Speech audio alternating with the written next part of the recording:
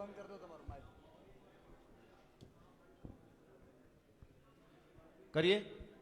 આજના ખૂબ સ્વાગત છે માનનીય મુખ્યમંત્રી અને આમ આદમી પાર્ટીના રાષ્ટ્રીય કન્વીનર શ્રી અરવિંદ કેજરીવાલજી શિક્ષણને લઈને ગુજરાતની જનતા માટે એક સારું વિઝન લઈને આપણી વચ્ચે પધાર્યા છે. હું માનનીય અરવિંદજીને વિનંતી કરીશ કે તેઓ પોતાની વાત રજૂ કરે. માનનીય અરવિંદજી.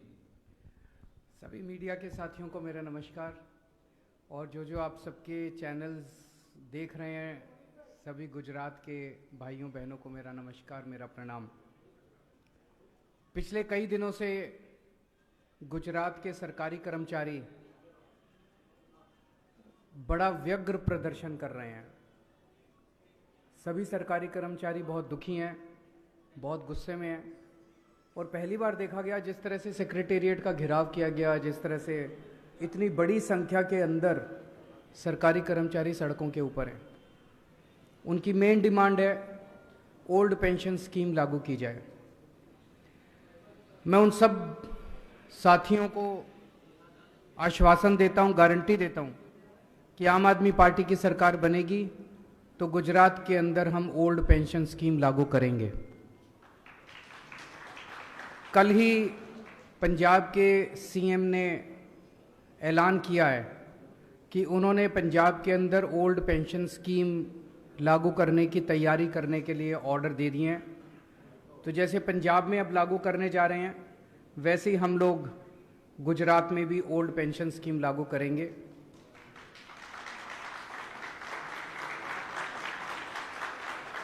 मेरी सभी सरकारी कर्मचारियों से निवेदन है, आप अपना संघर्ष जारी रखिए। अगर ये सरकार कर देती है तो ये सरकार कर दे, अगर नहीं करती है तो 2 महीने के बाद जब सरकार बदलेगी तो हम करेंगे। और सभी किसी भी राज्य के अंदर चुनाव जिताने में या हराने में वहाँ के सरकारी कर्मचारी बहुत बड़ा रोल अदा करते हैं। उनसे मेरा निवेदन है कि ये सरकार भ्रष्टाचारी है, ये सरकार सारे गलत काम करती है, जन विरोधी है। इस सरकार को 27 साल हो गए, अब अहंकार आ गया इनके अंदर।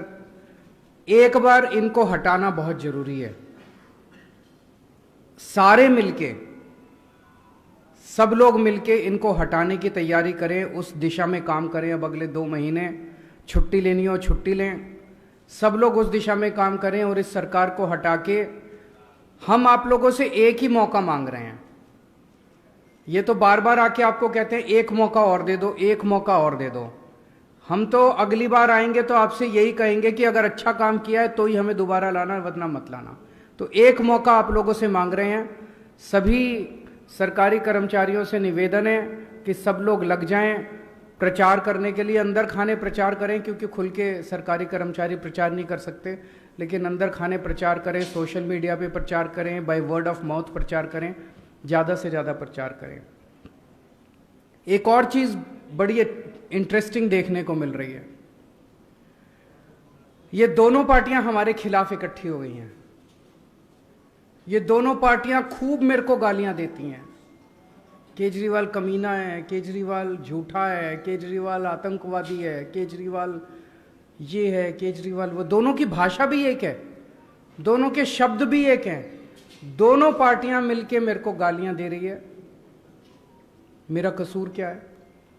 मैं कहता हूं कि हम गुजरात के लोगों की महंगाई दूर करेंगे, ये कहते हैं केजरीवाल कमीना है। ये पार्टियां नहीं चाहती कि गुजरात के लोगों की महंगाई दूर हो। मैंने कहा कि हम गुजरात के लोगों की बिजली मुफ्त कर देंगे, ये दोनों पार्टियां मिलकर मेरे को गाली देती हैं। ये नहीं चाहती कि गुजरात के लोगों की बिजली मुफ्त हो। मैंने कहा कि हम गुजरात के सरकारी स्कूल बहुत शानदार कर देंगे जैसे दिल्ली में किए, ये दोनों पार्टियां मिलकर मेरे पर अटैक करती हैं।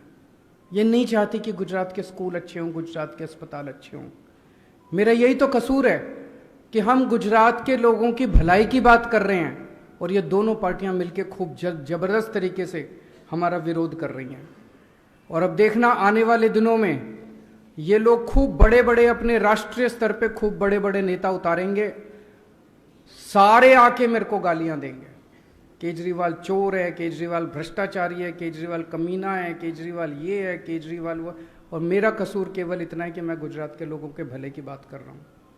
आज गुजरात में एक्स आर्मी वाले प्रदर्शन कर रहे हैं, फॉरेस्ट गार्ड प्रदर्शन कर रहे हैं। अभी वीडियो देखा जिसमें खाकी वर्दी वाले खाकी वर्दी वालों के खिलाफ लड़ रहे हैं। ये अच्छी बात नहीं है। फॉरेस्ट गार्ड प्रदर्शन कर रहे हैं, नेशनल हेल्थ मिशन के वर्कर्स प्रदर्शन कर रहे हैं, एलआरडी वेटिंग वाले प्रदर्शन कर रहे हैं, वीसी प्रदर्शन कर रहे हैं, गांव-गांव से वीसी आए हुए हैं, टीचर्स प्रदर्शन कर रहे हैं, किसान प्रदर्शन कर रहे हैं। ऐसे लगता है जैसे सारा गुजरात सड़कों के ऊपर है। इन सभी साथियों से, इन सभी दोस्तों से, भाइयों बहनों से मैं निवेदन करना चाहता हूं, उनको आश्वासन देना चाहता हूं, आपके जितने भी मुद्दे हैं, जैसे ही आम आदमी पार्टी की सरकार बनेगी हम आपके सारे मुद्दों का समाधान करेंगे। आपका कोई प्रश्न है तो 2-3 प्रश्न ले लेते हैं।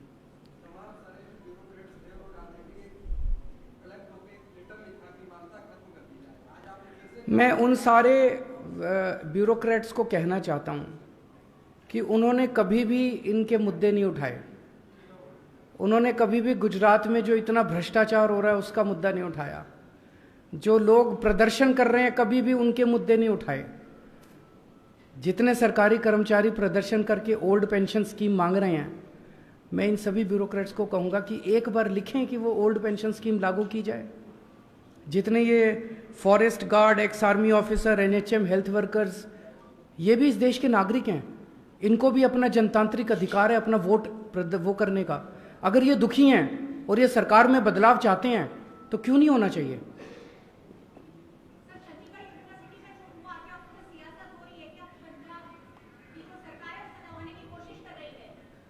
नहीं, कोई दबाने की कोई कोशिश नहीं की जा रही। और जो भी हुआ वो बहुत दुखदाई है, बहुत पेनफुल है। और जो दोषी हैं उनको गिरफ्तार कर लिया गया है, उन्होंने सख्त से सख्त सजा दिलवाई जाएगी, मैं आपको एश्योर करता हूं। भारतीय जनता पार्टी इस मुद्दे को उछाल रही है। सभी लोग सियासत करते हैं पर ऐसे मुद्दों पे सियासत नहीं होनी चाहिए। अमानुल्लाह खान भी क्या कहेंगे? आप भ्रष्टाचार मुक्त भारत की बात कर रहे हैं। तो अगर किसी ने भी गड़बड़ की उसको सजा दीजिए। मेरे को बीजेपी के ऊपर बहुत दया आती है। उनसे निकम्मी पार्टी मैंने अपनी जिंदगी में नहीं देखी। सीबीआई उनके पास है, ईडी उनके पास है, इनकम टैक्स उनके पास है, पुलिस उनके पास है। उसके बावजूद वो रोज प्रेस कॉन्फ्रेंस करके कुछ इसने ये कर दिया, उसने वो कर दिया, उसने। जिंदगी में कभी केंद्र में हमारी सरकार बनी तो हम दोषियों को जेल भेजेंगे, प्रेस कॉन्फ्रेंस नहीं करेंगे। इसके ये मतलब है कि उनसे काम नहीं हो रहा, उनसे काम नहीं हो रहा, नौटंकी कर रहे हैं। सुबह से शाम तक बैठ के नौटंकी करते हैं। अरे किसी ने गलत काम किया, पकड़ के जेल भेजो दोषियों को। हमारे ऊपर इन्होंने 169 केस किए, 169 केसेस इन्होंने हमारे ऊपर किए। 135 में बरी हो गए, 34 पेंडिंग है। अब किसी और को भी। नमस्कार सर।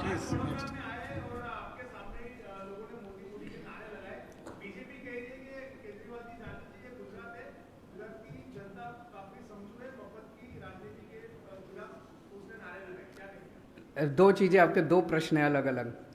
वडोदरा पे मैं एयरपोर्ट पे उतरा और वहां पे 30-40 लोग थे। उन 30-40 लोगों ने मेरे सामने नारे लगाए, मोदी मोदी मोदी।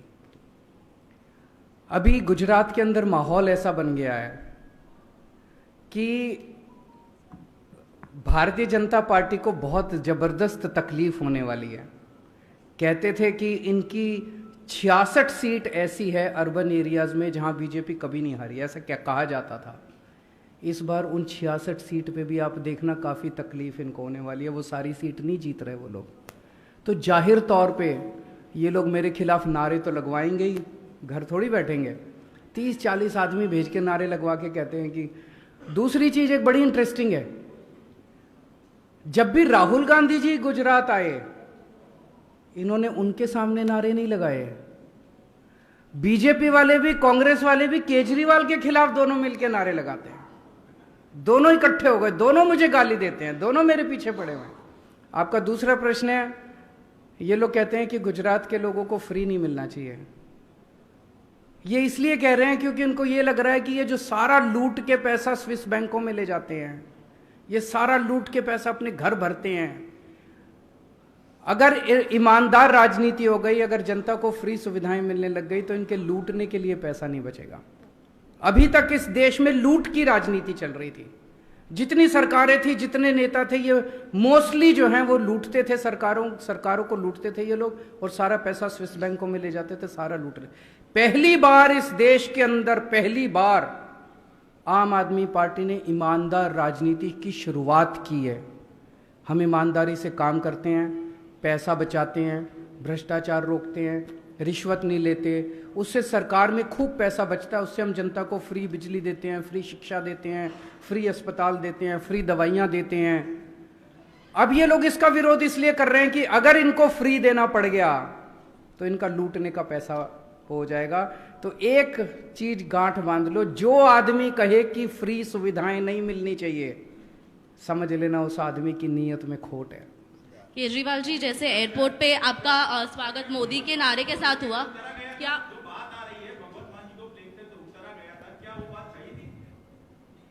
पिछले 6 महीने में मान साहब ने जो काम किए हैं पंजाब में, 75 साल में किसी सरकार ने नहीं किए।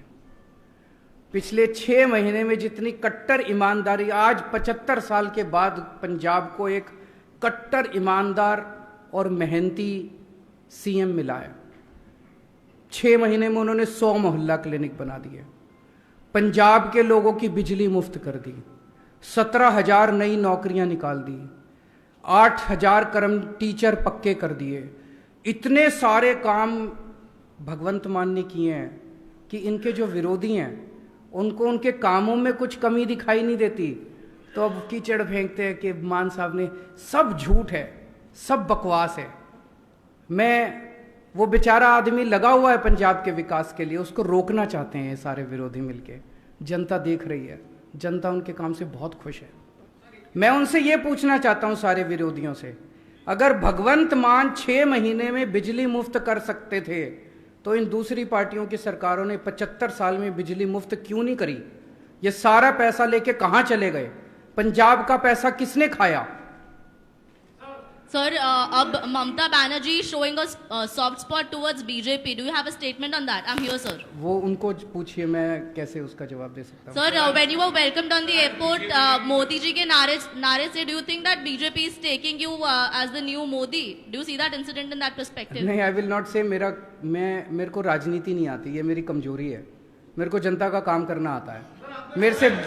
मेरे से बिजली मुफ्त करवा लो, मेरे से स्कूल बनवा लो, मेरे से अस्पताल में। गुजरात में आके पिछले 6 महीने से, 1 साल से, जब से मैं गुजरात आ रहा हूँ, मैं क्या कह रहा हूँ? मैं आपकी बिजली 24 घंटे कर दूंगा, मैं आपकी फसलों के अच्छे दाम दूंगा, मैं आपको महंगाई दूर कर दूंगा, मैं आपके बच्चों को रोजगार दूंगा, आपके लिए अच्छे स्कूल बनाऊंगा। ये पार्टियां कोई लड़ के जेल भेजेंगे, जो निर्दोष है उसको बिल्कुल वो नहीं करेंगे।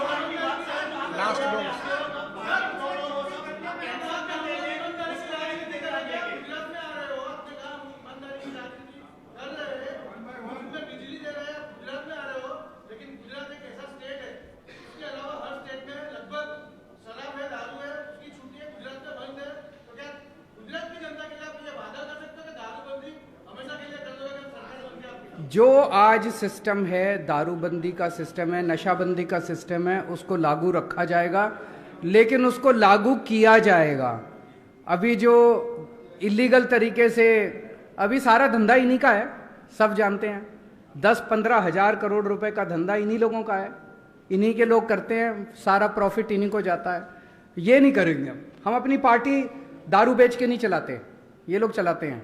हम अपनी पार्टी ईमानदारी के पैसों से चलाते हैं।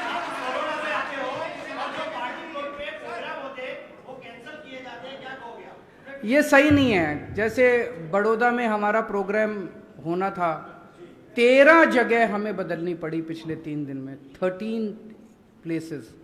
यहाँ पे हमने फिक्स किया, उसको फ़ोन करके धमकाया इन लोगों ने। यहाँ फिक्स किया, उसको फ़ोन करके धमकाया कि केजरीवाल का प्रोग्राम नहीं होने देना, आम आदमी पार्टी का प्रोग्राम।